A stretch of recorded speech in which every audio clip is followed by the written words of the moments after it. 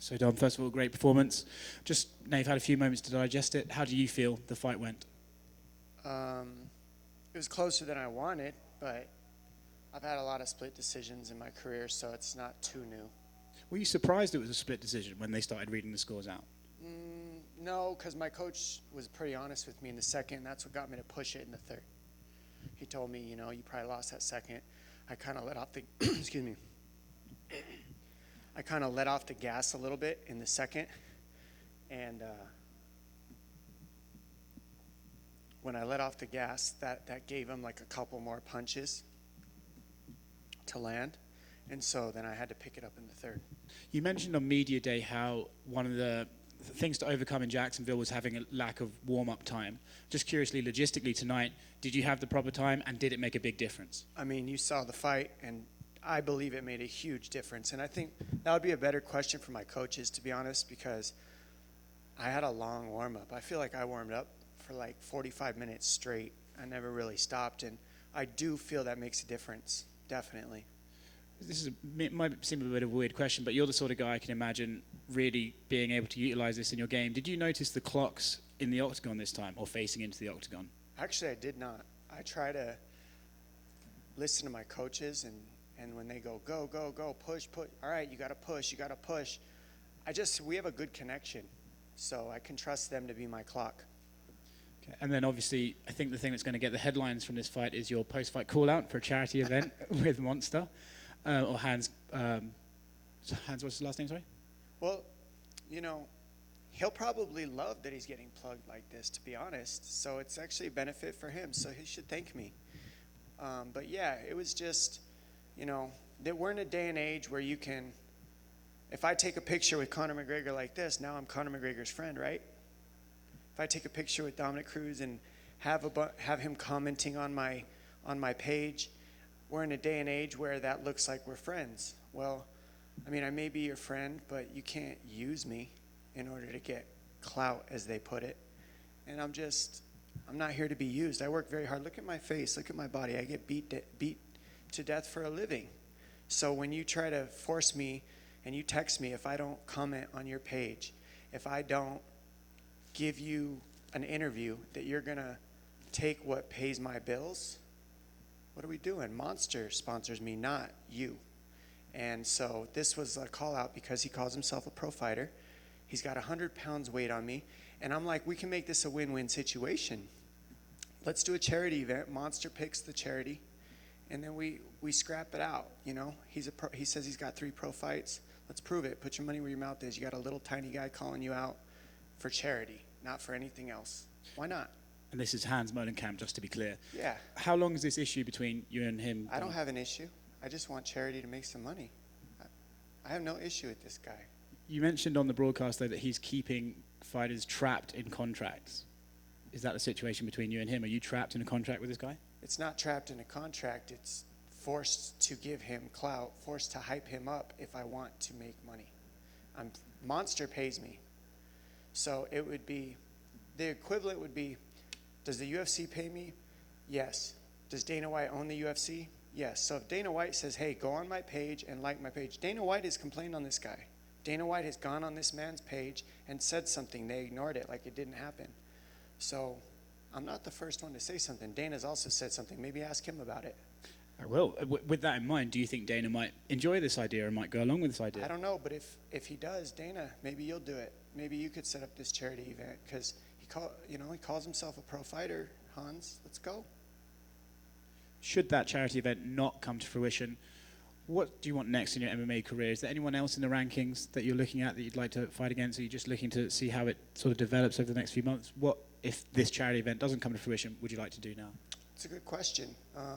I need to go back and watch the fight, correct my mistakes in practice, talk to my coach, Eric Del Fiero, talk to my team, Eric Uresk, Danny Perez, who's my boxing coach back at a boxing club.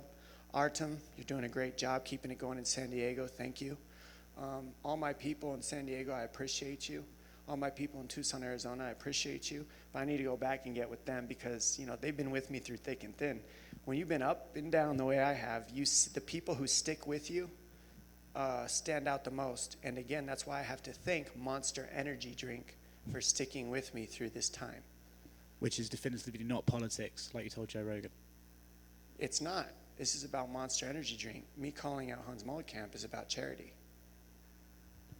Now, I'm sure you wanted the stoppage win, but were you happy to get 3 rounds in there after, like, your fight against Cejudo was quick, and before that you hadn't fought since the Garbrandt fight, so 3 rounds under your belt. I'm sure you're happy with that, right? Yeah, I mean, were you happy with it watching? It was a good fight. And I'm happy. But I wasn't in the fight, so I want to know what your thoughts are. Well, I mean, if I'm in a fight and it goes the distance, I'm learning. I'm challenging myself. That guy was on a 3-fight win streak. I've got the most wins in bantamweight history right now. There's a lot to be thankful for, a lot to be grateful for right now. So yeah, well, I mean, I'm ecstatic. I might not look like it, but I'm pretty happy. How are the legs? We saw you limping up on the stage when you got here. I mean, I'm good. I'm just naturally a little bit swollen, a little bit sore. My Achilles a little bit sore, but I think that just little strain, bruises here and there, swelling, nothing crazy. You just got into a fight, so I'll be fine. I'm hurt, not injured. And then between rounds, his corner was saying, like, continue with the leg kicks, continue with the leg kicks, counter his high kicks with leg kicks. Were you aware of that? Like halfway through the first round, you must have said, like, this is their game plan. Yeah, I've got a really good lefty that I've been training with, Brendan. I can't ever pronounce his last. Raftery, Brendan Raftery. Check him out. He got me prepared for this, and the dude blasted my legs for 3 months straight. So even when that's part of what I needed is in practice, when you get your legs blasted off and they bruise for weeks at a time because somebody's kicking them, you get confidence that your body can handle things like that. So even though he was attacking my legs, it's okay. I knew I could handle it. I knew my body would take it, and I could return the damage, and I did. How risky is training leg kicks like that? Because after the Conor Poirier fight, a lot of fighters came out and said, well, you can't really train for that because you might get injured taking like calf kicks or leg kicks in a camp. So how difficult is it training for that? It is difficult. I mean, have you, dude? Yeah, I've been kicked. It hurts. Training for a fight is difficult. There's not one part any day of the week that's not difficult about training for a fight. That's why I'm still here doing this after 16 years, is because even after all the things that I've done, I'm here to transform. Transformation is a public event. I have to put myself in this position to be vulnerable in front of all you to critique me and tell me I suck in order for me to transform in this position. And I'm very grateful to my higher power, Jesus Christ, that I was able to get through this and make that next step in transformation to evolve and grow and see what I'm made of. I made it through. Here I am. I'll go back, watch the fight, critique myself, which I'm very hard on myself, so I'm going to do the best I can to be gentle and move forward from here. And then finally, did you feel him fading in round 3? It looked like you had the same pace as each other for the first 2, and then third you kind of... Yeah, that's the key for me. And I shouldn't have let off the gas in the second the way I did, and that's what I'm a little upset with myself about. I am used to a 5-round fight, and I felt that I sometimes will give 2 or sometimes 3 by a smidget, because then I can kind of feel them use their, I don't want to say, how do you word it? I can feel them explode and use their energy by a lot, and then that pays off for me later on, and I can use it against them. And when my coach came back in the second and said, yeah, you might have lost that one, I said, okay, it's time to really turn it up in the third. And I was able to do that. And when he came out in the third, I felt his pressure, but his offensive pressure wasn't there, if that makes sense. He's pushing forward, but it wasn't forward with combinations and technique. It was forward with the sake of moving forward to not look like he's losing moving back. And so I was able to use that to create some openings, take down opportunities, and land some right hands and some combinations. Hey, Dom, over here. I was wondering, it was brought up 11 years since winning the WEC bantamweight title today. You and Joseph Benavidez competing in some pretty fun scraps. I mean, just what do you think that says about just your longevity, his, and did you take anything from that symmetry fighting tonight? Oh, there's a couple of guys that were on this card. Tim Elliott, Joseph Benavidez. And, when you look at these guys, you guys look each other in the eyes and you guys know, like, hey, we're still here. You can't help it. And I respect those guys with all my heart. And I respect every fighter, obviously. But there's a different connection when, I've trained with Tim Elliott back at Alliance back in the day. And I've obviously had, I think, 8-round wars with Joseph Benavidez. He gave me one cut on my nose that I look at every day and have to think about him. So things like that make a difference in your life. That's what's so beautiful about this sport. Like I've said so many times, this sport does nothing but tell the truth. And that's what I love about it. You can't, if my feelings get hurt because I lose, I can't cancel anybody. If I'm not happy about something, I can't just say, I'm offended. It doesn't matter. Nobody cares because it's a fight. So guess what you do? You do what everybody should have to do, in my opinion. Suck it up, move forward, and get it going. Make it work. And then finally, the hardcore fans, they like to use phrases like pride, pride never die. There's a lot of people, WEC, never forget. On a night like tonight, do you feel like you remind people just why the little guys are some of the most exciting in the sport? When I fought Uriah Faber, he sent me recently, like a month ago, a text of his bout agreement. He made $7 grand to fight me for a world title at 145 pounds. I made $2 grand that night to lose to him at 145 pounds for my very first world title fight on television. Look how far the sport has come. I'm very grateful to Dana White, Lorenzo Fertitta, Frank Fertitta, and now IMG WME for keeping this moving. Fox Sports, all my people, Steve Becker, all those people, Zach Candido, the list goes on of people that I could be grateful for, that look how much this thing has grown and we're still here. And without Fox and without ESPN and Glenn from ESPN, there's no way that this sport could keep growing the way it is. So I got to give a shout out to all of them too, because the media is a big reason why this thing has hit so much, why the numbers have gone up for us fighters. It's because we're covered on ESPN, we're covered on such huge networks that now there's an opportunity for us to make money. Congrats, Dom. Thank you. Hey, Dom. Go for it, Shades.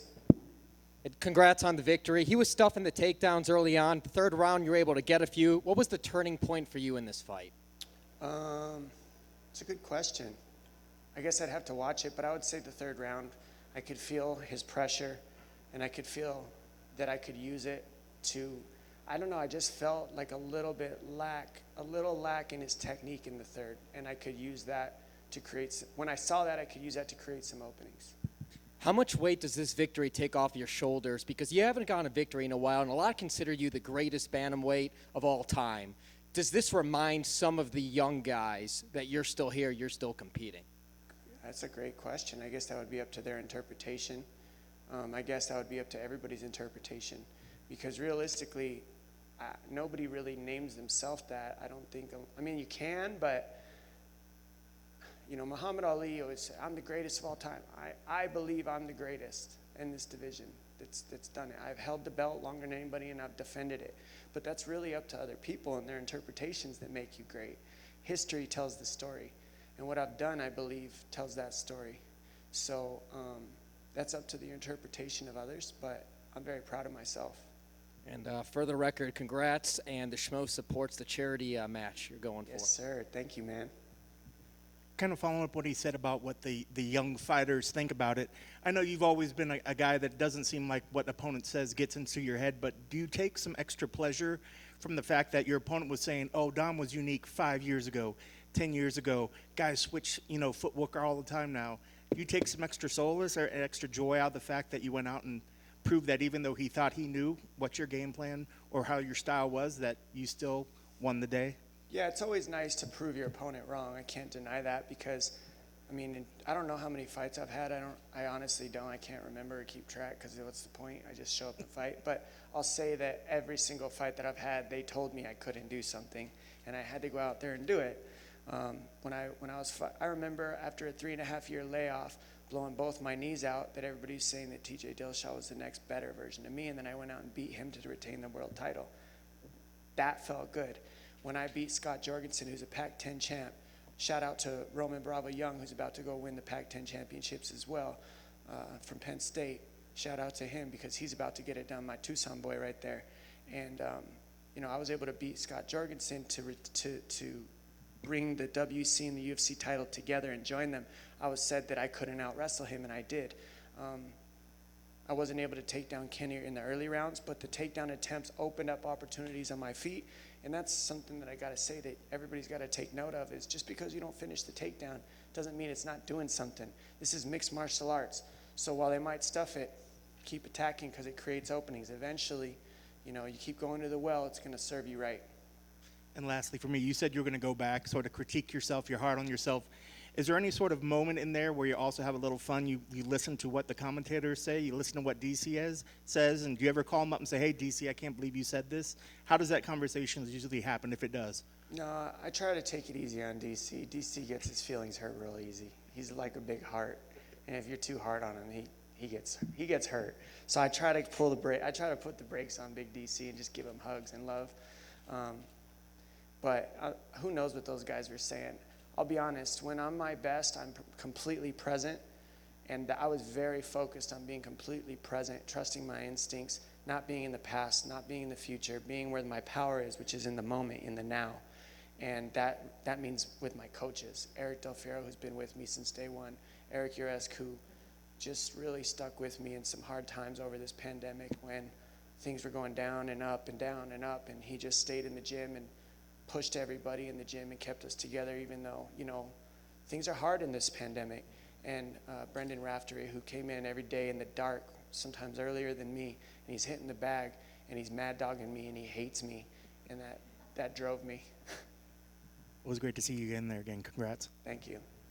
Shout out to Danny Perez, too. You're a bad boxer. Thank you, man.